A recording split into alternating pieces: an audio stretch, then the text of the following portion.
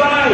আমি দেখতে পাচ্ছি আমার এখানে আছে আমার দীর্ঘদিনের আন্দোলন সংগ্রামের সারথি আমাদের সাইফুর রহমান রাসেল ভাই, আমাদের মাজিদ হুদ্দিন রাসেল, আমাদের নোয়াখালীর ইতিহাস ঐতিহ্যের রাজনীতির আরো দিকপাল, আমাদের কলেজের অন্যতম ছাত্র নেতা আমাদের জিয়া সুমন ভাই, যিনি নোয়াখালীকে শুধু ধারণ করেন নাই, শুধু নোয়াখালীকে নিয়ে বলেন নাই, নোয়াখালীর প্রতি কমিউনিটিতে যিনি নিজেকে অঙ্গীভূত করে রেখে আজকে এখানে এসেছেন।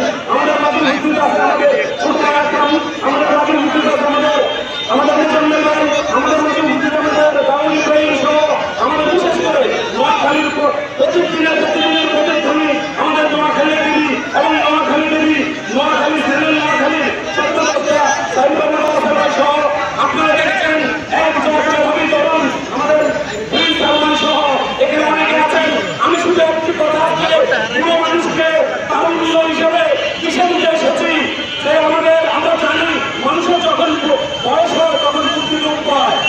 আমি কিন্তু জানতাম না মির্জা ফখরুল ইসলাম আলমগীর আমাদের একজন সজ্জন ব্যক্তিত্ব, যিনি বাংলাদেশের রাজনীতিতে সুভাষী হিসেবে পরিচিত।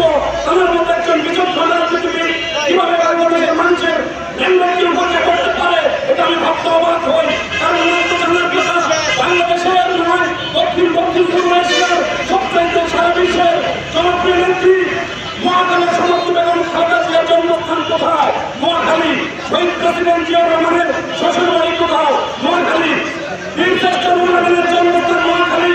বাংলাদেশের সবচেয়ে সংঘবাসী, বাংলাদেশের মিষ্টিবাসী, সুন্দর বচনের প্রধানমন্ত্রী, বাংলাদেশের তারুণ্যের অহংকার, বাংলাদেশের সবচেয়ে জনপ্রিয় বর্তমান প্রধানমন্ত্রী জনাব তারেক রহমানের মানবাড়ি নোয়াখালী। আর যে নোয়াখালী ভাষা আমরা জানি, আমরা নোয়াখালী ভাষাকে দ্বিতীয় রাষ্ট্রভাষা হিসেবে স্বীকৃতির জন্য আন্দোলন করতে হবে।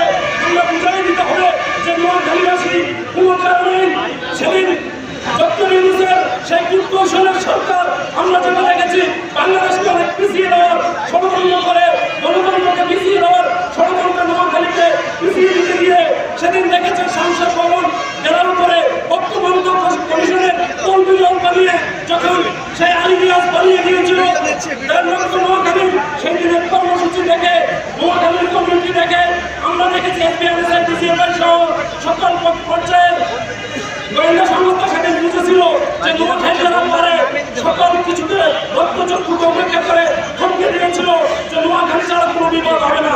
তবে নোয়াখালীর মানুষ উদার, নোয়াখালীর পাশে সমুদ্র, সেজন্য 10টা বিভাগ হয়। আমাদের নোয়াখালীর মানুষের জন্য মিটিংয়ে প্রথম এজেন্ডা হবে নোয়াখালী বিভাগ।